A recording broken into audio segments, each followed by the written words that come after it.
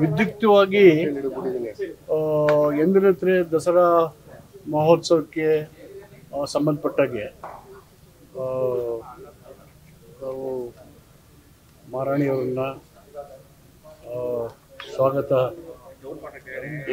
ಹೇಳಿ ಬರಬೇಕು ಅಂತ ಸಾಕಾರ ಕೊಡಬೇಕು ಅಂತ ಹೇಳಿ ಎಂದಿನಂತೆ ಎಲ್ಲ ರೀತಿಯಲ್ಲಿ ಅವರು ಮುಖದಿಂದಲೇ ಎಲ್ಲ ಚೆನ್ನಾಗಿ ಮಾಡಿ ಜನರೆಲ್ಲ ಒಟ್ಟಿಗೆ ಸೇರಿಸಿ ಒಂದು ಚರಿತ್ರೆಯನ್ನು ಸರಿಯಾದ ರೀತಿಯಲ್ಲಿ ಆಗಲಿ ಅಂತ ಅವರು ಸಂತೋಷವಾಗಿಯೇ ಅವರು ಎಂದೂ ಅವರು ಇನ್ನು ಕಿರಿಕಿರಿ ಮಾಡಿಲ್ಲ ಯಾವತ್ತು. ಅದೇ ಉತ್ಸಾಹ, ಅದೇ ಸಂತೋಷದಿಂದ ನಾಡಹಬ್ಬ ದಸರಾ ಎಲ್ಲ ಜನರು ನಾವು ಒಗ್ಗೂಡುವಿಕೆ ಅವರೆಲ್ಲ ಸೌಹಾರ್ದತೆಯಿಂದಿರಬೇಕು, ಜನತೆಗೆ ಒಳ್ಳೆಯದಾಗಬೇಕು ಅನ್ನೋ ಸದುದ್ದೇಶದಿಂದ ಅವರು ಸಂತೋಷವಾಗಿ ಎಲ್ಲ ಸಹಕಾರವನ್ನು ಕೊಡಲಿಕ್ಕೆ ಮತ್ತು ದಸರಾ ಯಶಸ್ವಿ ಆಗಲಿಕ್ಕೆ ಸಹಕಾರ ಕೊಡ್ತೀವಿ.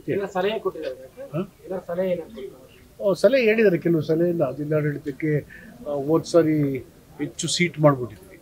ಹೀಗಾಗಿ ಮಳೆ ಬಂತು, 5,000-6,000 ಜನ ಇಲ್ಲಿ ಬಂದ್ಬಿಟ್ರು ಈ ಕಡೆಗೆ. ಆವಾಗ ಸ್ವಲ್ಪ ಅನಾನುಕೂಲ ಆಯಿತು, ಅದನ್ನೆಲ್ಲ ಸ್ವಲ್ಪ ಸರಿ ಮಾಡಿ ಅಂತ ಹೇಳಿದ್ದಾರೆ. ಸಣ್ಣ ಪುಟ್ಟ ಬಿಟ್ಟರೆ ಏನಿಲ್ಲ, ಅದಕ್ಕೆ ಜಿಲ್ಲಾಡಳಿತ ವಿಲ್ ಟೇಕ್ ಆಕ್ಷನ್. ಸರ್, ಇತ್ತೀಚೆಗೆ ಚಾಮುಂಡಿ ಬೆಟ್ಟ ಮತ್ತೆ ಉದ್ಘಾಟನಾ ದಸರಾ ಬಗ್ಗೆ ಒಂದು ಪತ್ರವನ್ನು ಸಹ ಬರೆದಿದ್ರು, ಅದ್ರ ಬಗ್ಗೆ ಏನಾದ್ರು ಡಿಸ್ಕಸ್ ಮಾಡಿದ್ರ? ಯಾವ ದಸರಾ ಚೆನ್ನಾಗಾಗಲಿ ಅನ್ನೋದು ಬಿಟ್ಟರೆ ಬೇರೆ ಏನು ಮಾತಿಲ್ಲ.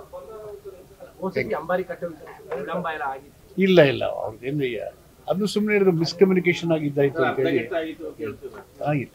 ಅದು ಯಾವ ಮಾತೂ ಇಲ್ಲ. ಟೋಟಲ್ ಆಗಿ ಅವರು ಸಹಕಾರ ಕೊಡ್ತಾ ಬಂದಿದ್ದಾರೆ, ಕೊಡ್ತಾರೆ.